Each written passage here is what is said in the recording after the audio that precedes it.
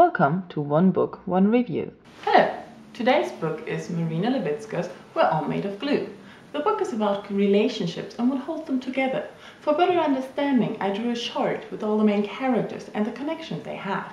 There's a relationship between Georgie and her husband Rib that has fallen apart after years of marriage. Their son Ben tries to keep good relations with both of them. Georgie also has a friendship to a neighbor, Mrs. Shapiro, who tells her about her relationship to her husband Artem Shapiro.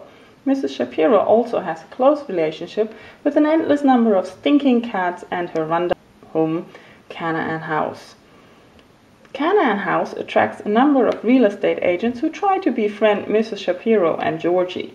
Then there is social services and, of course, the question of God. Georgie Sinclair is the narrator. After the breakup with her husband, she strikes up a strange friendship with an old lady from the neighborhood, Mrs. Shapiro. This friendship becomes more serious when Mrs. Shapiro has an accident and names Georgie as her next of kin in the hospital. Now Georgie has to look after the old lady's cat and save her from social services who want to put her in a home and steal her house. All of a sudden Georgie has to deal with sexy real estate agents, home improvements and history.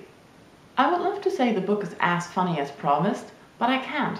Georgie is a selfish and ignorant character who got on my nerves pretty soon. Under the cover of helping Mrs. Shapiro, she goes snooping around in her private affairs and gets more involved than she has to, while at the same time being irritated at Mrs. Shapiro's many demands. Without the many mysteries in the novel, I don't think I would have finished it.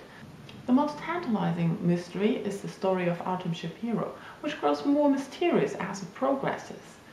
Intertwined in this mystery is the character of Mrs. Shapiro, who raises more questions than we get answers for.